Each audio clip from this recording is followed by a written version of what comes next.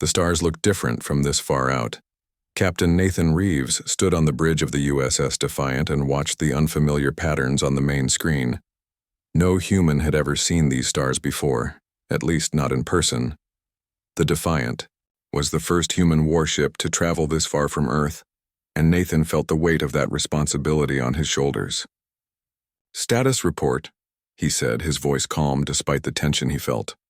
"All systems normal, Captain," replied Lieutenant Samantha Weiss from her station. "Fold drive is stable. We're exactly where we plan to be." Nathan nodded.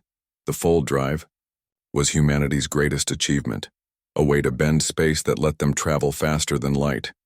It worked differently than any theoretical FTL system their scientists had imagined before its discovery.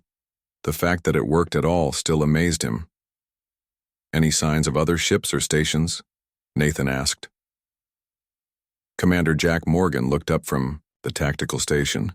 "Nothing yet, sir. Space appears empty in all directions." Nathan wasn't surprised. Earth had been alone for as long as anyone could remember. Some old stories talked about visitors from the stars in ancient times, but most people thought those were just myths. The Defiant's mission was simple: explore beyond the solar system and find out if humanity truly was alone.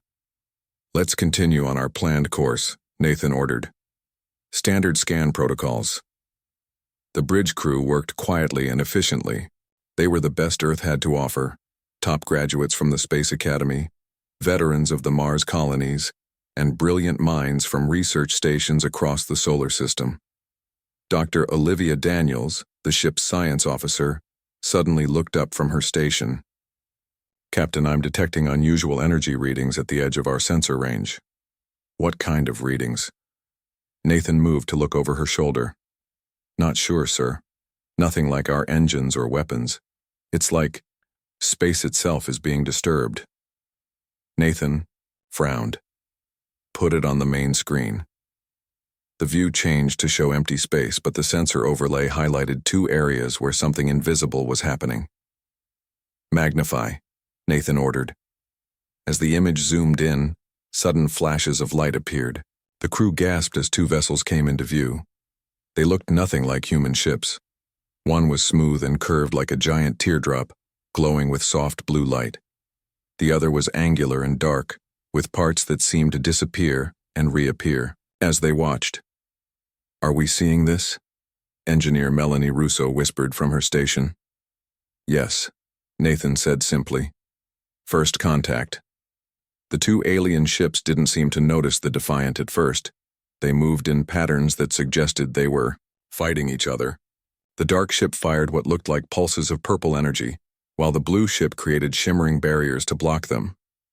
"They're in battle," Commander Morgan said. "The dark ship appears to be the aggressor." "Can we intercept their communications?" Nathan asked. Lieutenant Weiss adjusted her controls. "I'm picking up signals, but it's not in any language I recognize. Running it through our translation matrix now."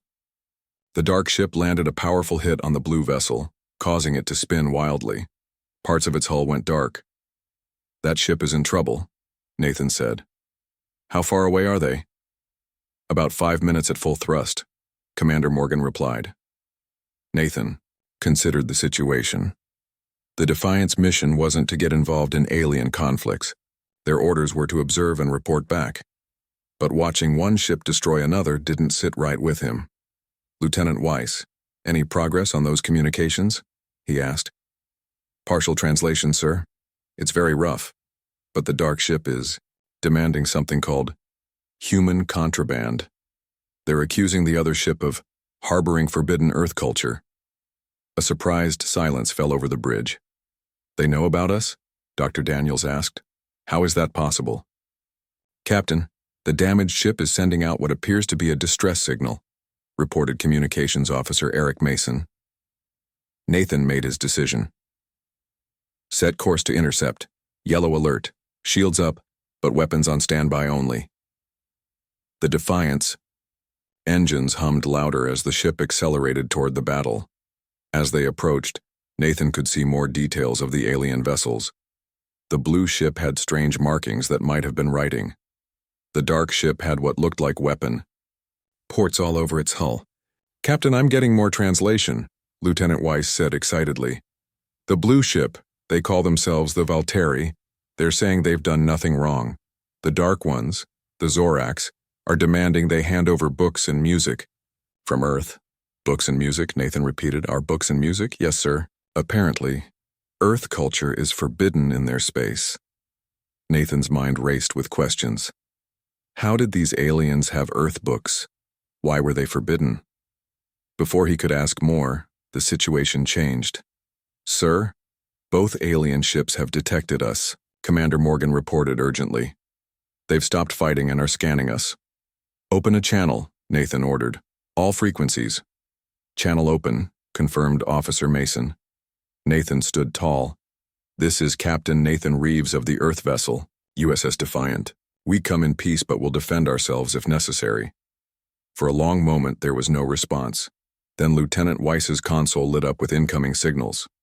Sir, they're talking to each other now, not us. The translation is... They're confused. About our ship. They're saying the quarantine is broken and humans are not supposed to have space travel. The dark ship, the Zorax, they're saying our technology doesn't match their records. Dr. Daniels looked up from her readings. Captain, their scan technology is different from ours, but it appears quite advanced. They're probably getting complete readings of our ship. Sir, Commander Morgan added, they seem particularly interested in our weapon systems. The two alien ships began to move, the dark ship backing away slowly while the blue ship remained in place, still damaged. They're retreating, Officer Mason said with surprise. Captain, Lieutenant Weiss called out. I'm getting a clear transmission from the blue ship, the Valteri. Text only, and it's in English. On screen, Nathan ordered. Simple words appeared on the main screen. Humans of Earth, you should not be here. Return home. Danger. Before Nathan could respond, the dark ship suddenly accelerated away, disappearing in a flash of light that looked nothing like their fold drive effect. The blue ship remained, its lights flickering. Sir, the Valteri ship is still badly damaged, reported Dr. Daniels. Life support appears to be failing. Nathan didn't hesitate. Hail them. Offer assistance. After a brief exchange of messages, the Valteri accepted. As the Defiant moved closer to the damaged alien vessel, Nathan contacted Earth. President Patricia, Baker needed to know immediately. Humanity was not alone, and somehow these aliens already knew about Earth. As he sent the message, Nathan couldn't shake the feeling that the galaxy was far more complicated than anyone on Earth had imagined. And based on what they'd just seen, not everyone out there was friendly. The Defiant's docking bay was not designed for alien ships.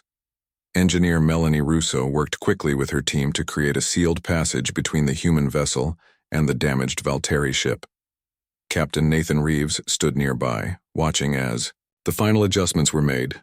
Ready, Captain, Melanie said, stepping back from her work. The air mix should be safe for both species, according to Dr. Daniels' analysis. Nathan nodded. Let's greet our guests. The door opened with a soft hiss. 3 beings walked slowly through the passage. They looked almost human, but their skin had a faint blue tint and their eyes were larger with no visible whites. They wore simple white clothing that seemed to shimmer slightly as they moved. Lieutenant Samantha Weiss stepped forward with a small device in her hand. Welcome aboard the USS Defiant. I am Lieutenant Weiss, our communications specialist. This device will help us understand each other better. The tallest alien spoke in a musical language. After a moment, Samantha's device translated, We are grateful for your assistance. I am Kirzal, navigator of the Valteri merchant vessel Starlight Seeker. Nathan stepped forward. I am Captain Nathan Reeves. We're glad we could help. Your ship was badly damaged. Kirzal nodded in a very human gesture. The Zorax attacked without warning. They accused us of carrying forbidden items. Human books and music, Nathan said. Why would that be forbidden?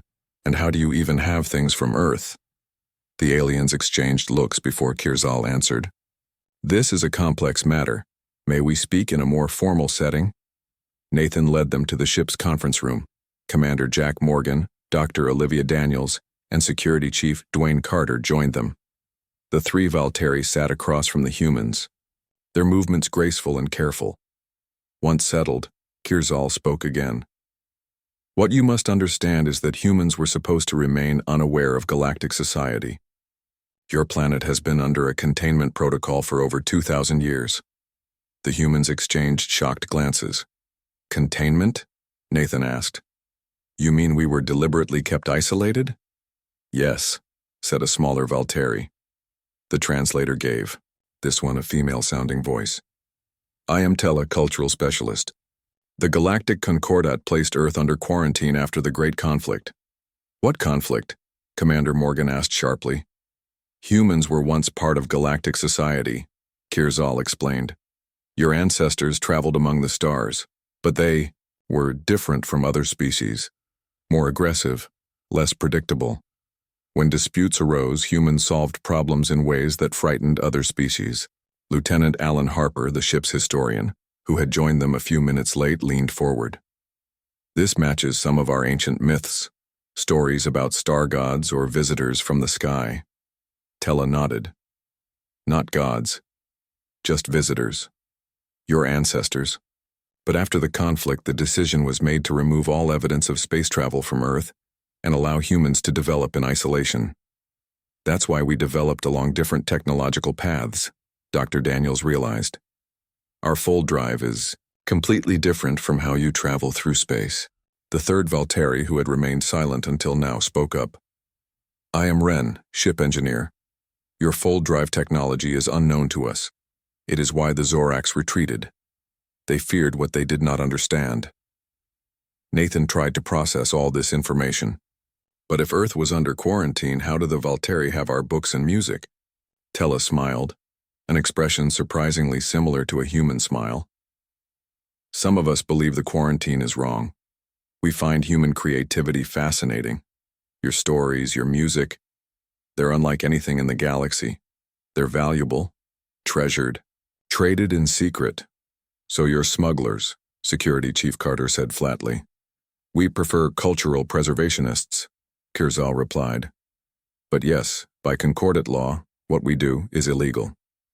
Nathan stood and walked to the viewport, looking out at the stars. And now we've broken your quarantine, we didn't know. It was inevitable, Tella said gently. Humans are naturally curious. No containment could last forever. Commander Morgan looked concerned. What happens now? Will the Concordat try to force us back to Earth? Kirzal's expression grew serious. The Concordat Council will soon learn. Of your ship, they will not be pleased. The Zorax will have already reported your presence. How big is this Concordat? Nathan asked. Over 300 species across thousands of star systems, Ren answered. The Concordat maintains peace through strict rules and a powerful peacekeeping fleet. And where is this Concordat based? Asked Nathan. The nearest diplomatic hub is Nexus Station, Kirzal said. 3 days' journey at your ship's speed. Nathan made a decision. Then that's where we're going. If Earth has been kept in the dark, it's time we introduced ourselves properly. The next 3 days were busy. The Valteri remained aboard as their ship was too damaged for long travel. They shared information about the galaxy, helping the humans prepare for their arrival at Nexus Station. Dr. Daniels and Tella spent hours discussing biology and science. Lieutenant Weiss worked with Kirzal to learn the common galactic language. Engineer Russo and Ren compared notes on their very different technologies. Meanwhile, Nathan received a message from Earth. President Baker had called an emergency session of world leaders. Her message was clear. Proceed to this Nexus Station. Establish diplomatic contact. Show strength but avoid conflict if possible. When they finally arrived at Nexus Station, the sight took everyone's breath away. It was a massive structure, like a giant wheel in space with spokes extending in all directions. Ships of all shapes and sizes moved around it, some smaller than the Defiant, others so large they made the human vessel look tiny. They've noticed us, Commander Morgan reported as alerts sounded across the bridge. We're being scanned by multiple sources. Incoming transmission. announced Officer Eric Mason. It's in standard galactic common according to our Volteri friends. On screen, Nathan ordered. A stern face appeared, humanoid but with gray skin and ridges where eyebrows would be on a human. Unidentified vessel, you are approaching restricted space. Identify yourself immediately. Nathan stood tall. This is Captain Nathan Reeves of the Earth vessel USS Defiant. We request permission to dock and establish diplomatic relations with the Galactic Concordat. There was a long pause. The alien's eyes widened slightly. Earth vessel? That is not possible. Earth is under containment protocol. As you can see, Nathan replied calmly. The protocol has failed. We're here now and we wish to speak with your leaders. Another long pause followed.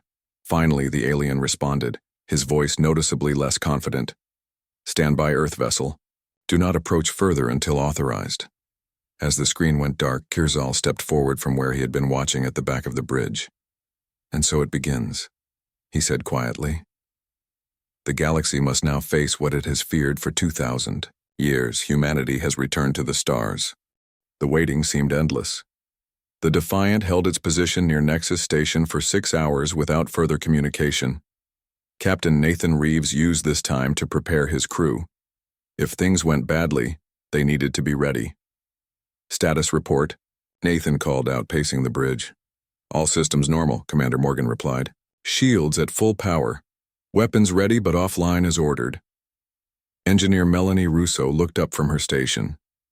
I've been studying the station with our sensors. Their technology is different from ours, but I don't think they're as advanced as they want us to believe. Dr. Olivia Daniels nodded in agreement. The Volteri have explained that most species developed energy-based weapons. Our kinetic weapons might be considered primitive, but they're actually unknown to them.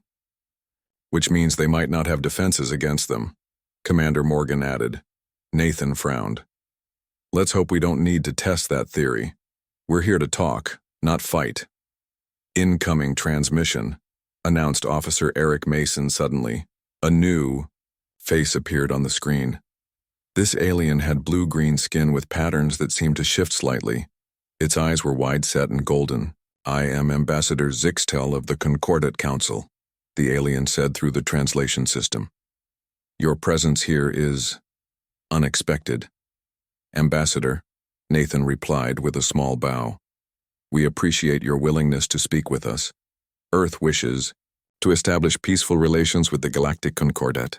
A curious statement, Zixtal said, from a species whose ship is clearly designed for war. Nathan kept his expression neutral. The Defiant is an exploration vessel with defensive capabilities. We live in an uncertain universe. Indeed. The Yeo ambassador's eyes narrowed. The Council has agreed to meet with you. A small delegation may dock at Bay 47. You will be escorted at all times. Understood, Nathan agreed. We'll prepare immediately. After the transmission ended, Nathan selected his team. Himself, Lieutenant Weiss for communications, Dr. Daniels for scientific exchange, and Security Chief Carter for protection. Kirzal offered to join them as a guide. The rest of you, Nathan told Commander Morgan, stay alert. If anything happens, your priority is to return to Earth with what we've learned. The docking process was smooth. When they stepped from the airlock, they found themselves in a vast, curved hallway filled with beings of all shapes and sizes. Some looked almost human.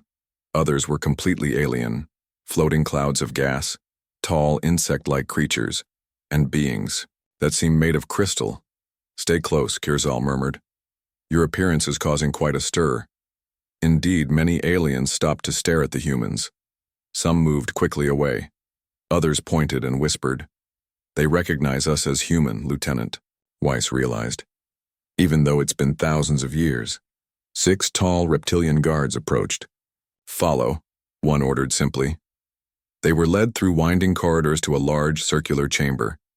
Beings sat in tiered seats along the walls, while in the center was a raised platform with a single chair currently empty. Wait here, the guard instructed, pointing to a small area near the platform. As they waited, Dr. Daniels whispered, I count representatives from at least 30 different species. And none of them look happy to see us, added Security Chief Carter. A door at the far end opened and Ambassador Zixtal entered, followed by a procession of elaborately dressed aliens. Zixtal took the central seat while the others found places in the front row. Captain Nathan Reeves of Earth, Zixtal announced, you stand before the Concordat Council. Explain your presence beyond the containment boundary. Nathan stepped forward. Earth has developed interstellar travel independently. We came in peace seeking knowledge and friendship. Only after our arrival did we learn of this containment policy from the Valtteri ship we rescued. Murmurs filled the chamber. Zixtal raised a hand for silence.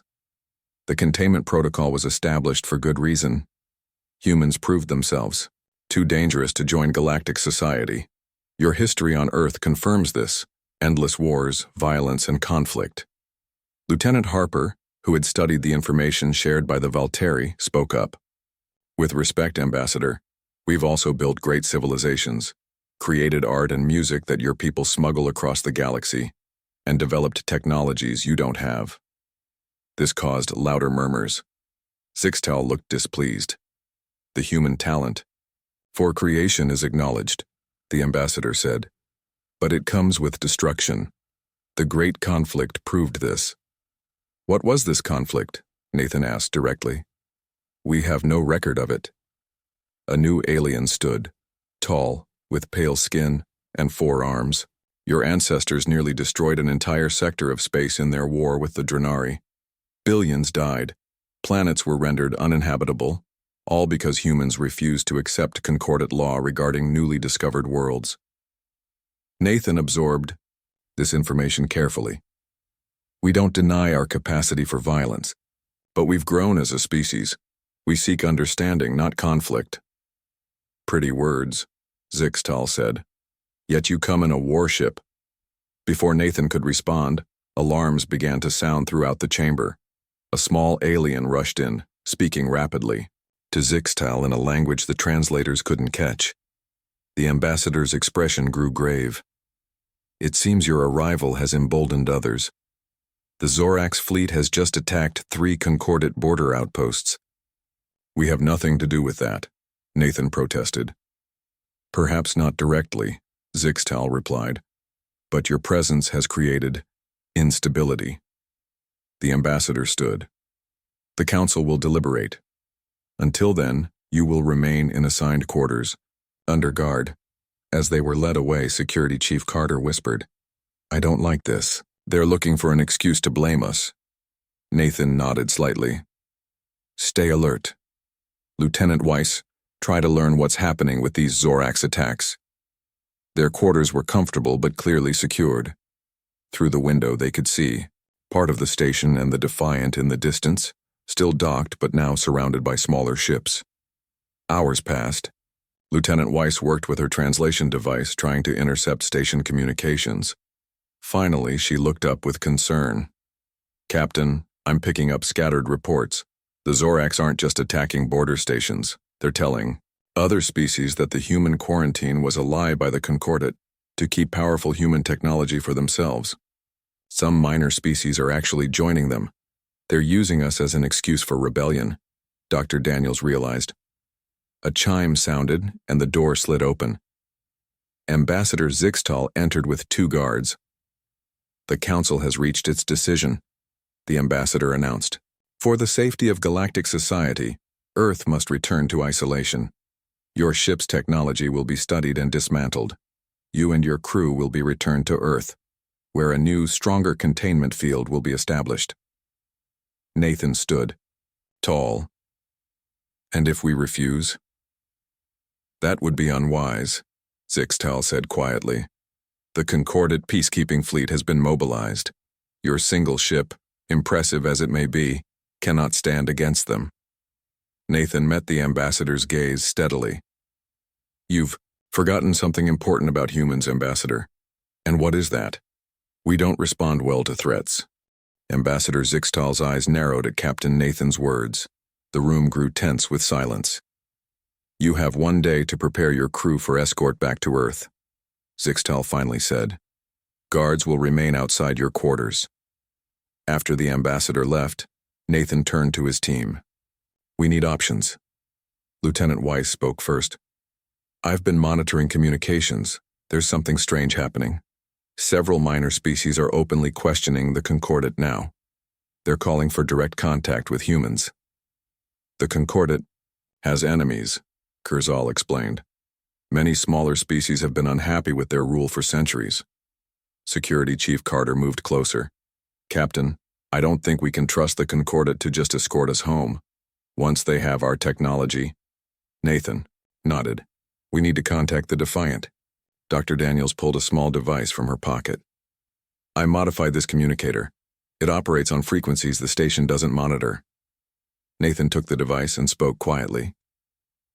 Commander Morgan, status report. Morgan's voice came through clearly. Captain, we're surrounded by 6 small vessels. They haven't made any aggressive moves yet. Engineer Russo has been analyzing their ships.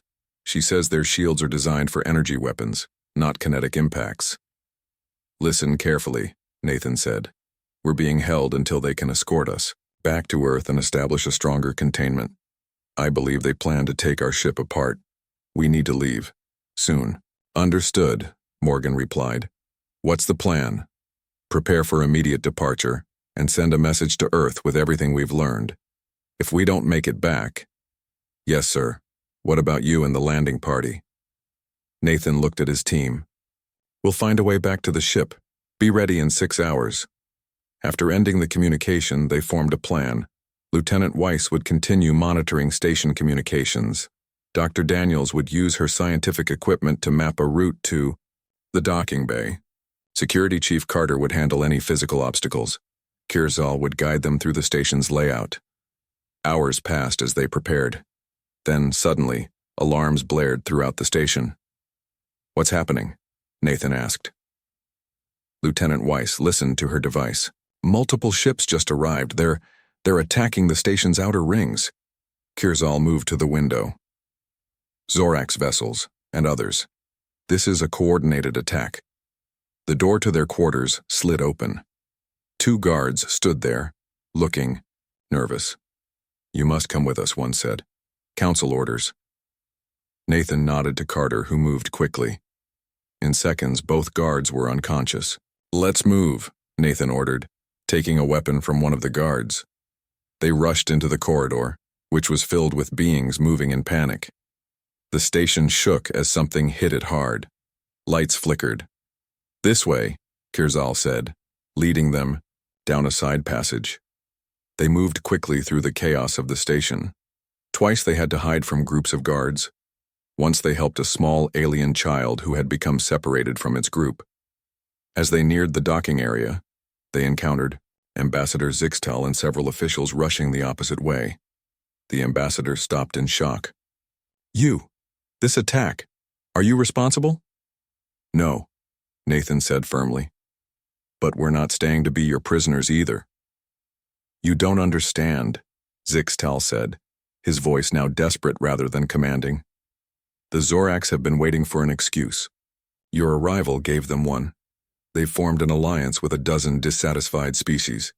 They're calling for the end of the Concordat. Another explosion rocked the station, closer this time. Let us return to our ship, Nathan said. We'll leave your space. Zixtal looked defeated. Go, but this conflict will follow you. The Zorax believe humans will join them against us.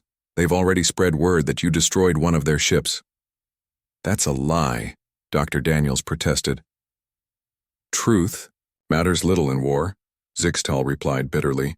Go now before more guards arrive. They continued to the docking bay at a run. When they arrived, they found it in chaos.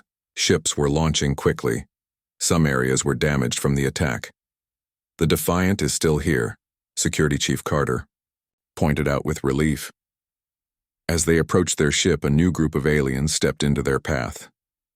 These were different, tall, with dark armor and weapons aimed at the humans. Captain Reeves, one said in heavily accented English. I am Commander Vex of the Zorax. We've come to escort you to safety. Nathan's group stopped. We appreciate the offer, but we can make our own way. You misunderstand, Vex said. The Concordat has lied to you as they've lied to everyone. Join us and we can share technology, trade, alliance. Remain neutral and you become our enemy too. Nathan studied the Zorax carefully. Their weapons were trained not just on the humans, but on the path to the Defiant. We don't take sides in conflicts we don't understand, Nathan replied. Earth will chart its own path. Commander Vex's expression hardened. Then you are fools. The galaxy is choosing sides. You cannot remain apart. The station shook again from another impact. In that moment of distraction, Carter made a signal. The humans dropped to the floor as the Defiant's outer doors opened and crew members inside fired stunning blasts at the Zorax. Move! Nathan shouted. They raced to the ship as more Zorax appeared at the far end of the bay. The humans made it inside just as energy blasts hit the hull. Get us out of here, Nathan ordered as they reached the bridge.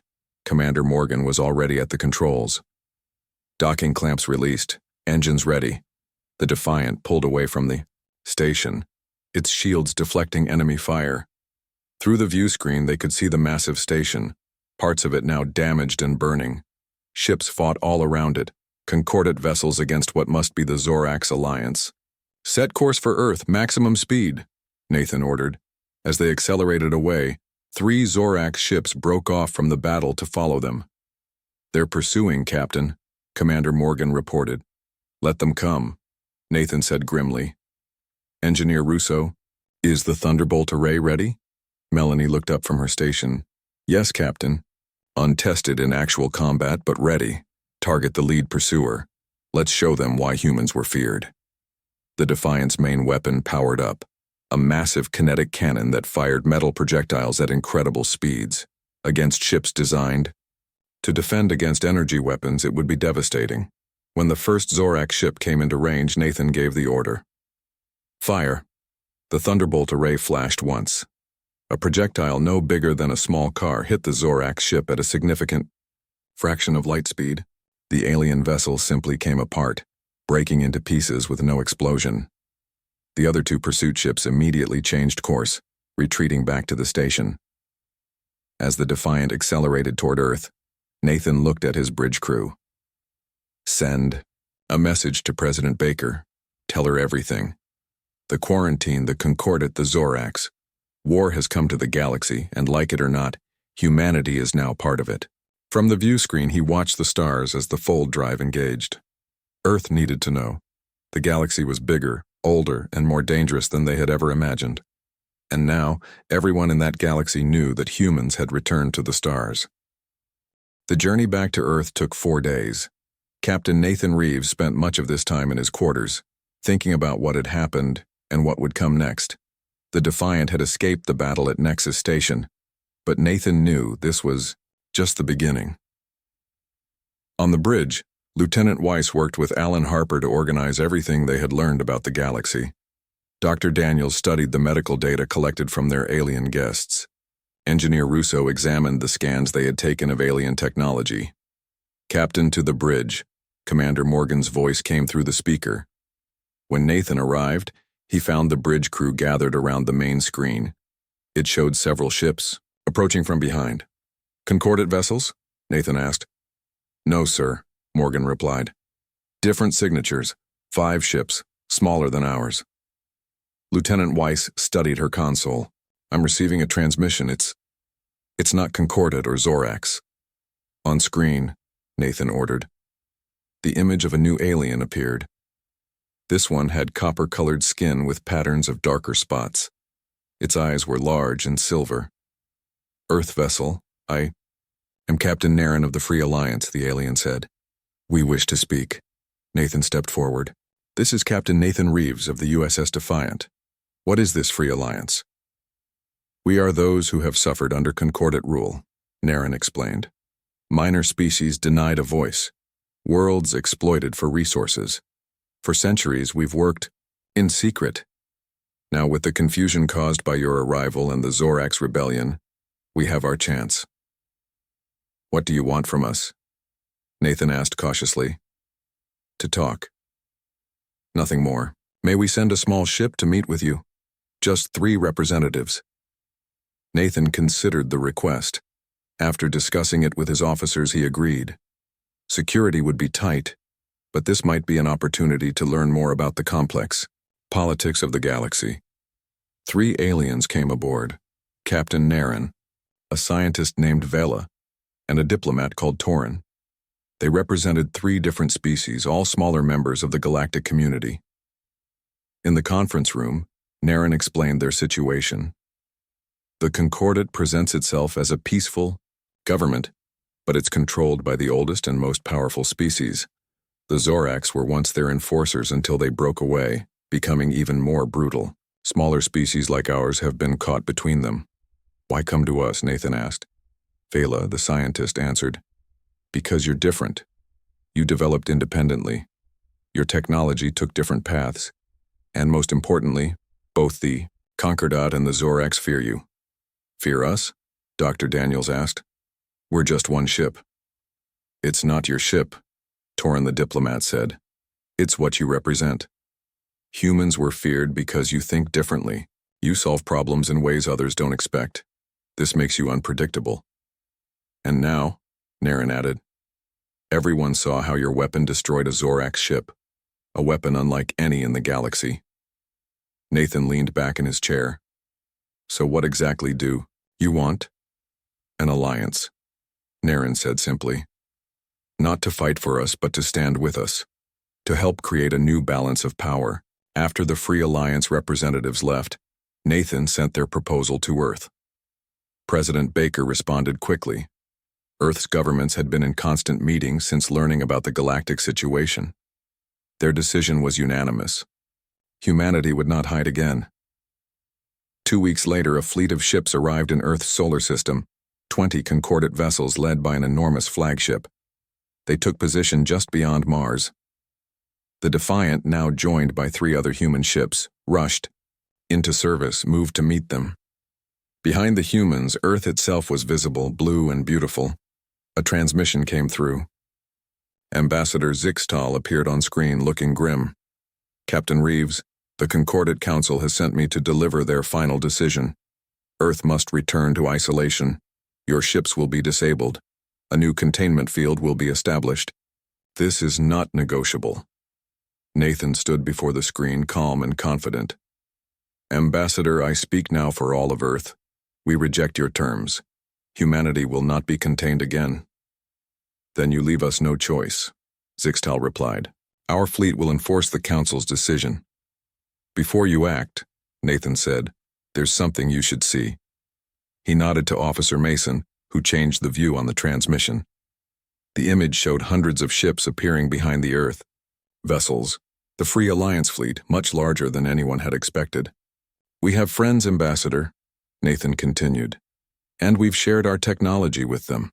Your energy weapons are impressive, but as you saw at Nexus Station, they don't work well against kinetic weapons. The ambassador's expression showed shock, then calculation. You would start a war you cannot win. We don't want war, Nathan replied. We want recognition. Earth will join the galactic community as equals, not as prisoners or subjects. We offer friendship to those who accept us, and resistance to those who don't. There was a long silence, as Zixtal presumably communicated with the Concordat leaders. Finally, the ambassador spoke again. The Council requests time to consider a new arrangement. Nathan smiled slightly. We'll give you 3 days. In the meantime, your fleet should maintain its current position. After the transmission ended, Commander Morgan turned to Nathan. Do you think they'll actually negotiate? They don't have much choice, Nathan replied. They can't fight both us and the Zorax, and they know we've already shared our technology with the Free Alliance. Over the next 3 days, the humans and the Free Alliance strengthened their position. More ships arrived from both sides. Finally, Ambassador Zixtal requested a face-to-face meeting on neutral ground, a space station being built between Earth and Mars. President Baker herself came to this historic meeting, along with Captain Nathan and representatives from the Free Alliance. The Concordat sent Ambassador Zixtal and 5 council members. After long negotiations, an agreement was reached. Earth would be recognized as an independent power, The Free Alliance members would gain representation on a reformed council. Trade would begin between all parties. Most importantly, no species would be quarantined or contained against their will. 1 month later, Nathan stood on the bridge of the Defiant once more. This time they were not running or fighting. They were leading a diplomatic mission to establish Earth's first embassy on Nexus Station, which was being rebuilt after the battle. Lieutenant Weiss approached him with a data pad. "Captain, you should see this. Our broadcasts are being received. Across the galaxy. Earth music, art, literature. It's all in high demand." Nathan smiled. "So we've gone from forbidden contraband to the most popular cultural export in the galaxy?" "Yes, sir. And we've received thousands of requests from alien scholars who want to visit Earth." As the Defiant approached Nexus Station, Nathan could see ships from dozens of worlds docked there. Among them were several Earth vessels, not warships, but trade and diplomatic ships. "Quite a change from our first visit," Commander Morgan commented. "Indeed," Nathan agreed. Who would have thought that one small warship could change the galaxy? Kirzal, who had become Earth's first alien advisor, stood nearby. "It wasn't just your warship, Captain. It was what your ship represented, humanity's return. The galaxy feared you, yes. But in the end, they chose to welcome you rather than fight you." Nathan looked out at the rebuilt station and the diverse ships surrounding it. "I prefer it this way." "As do we all," Kirzal said. "Though I must admit, it is somewhat amusing." "What is?" "That when faced with humanity's warship, the galaxy chose surrender. But in surrendering, everyone won.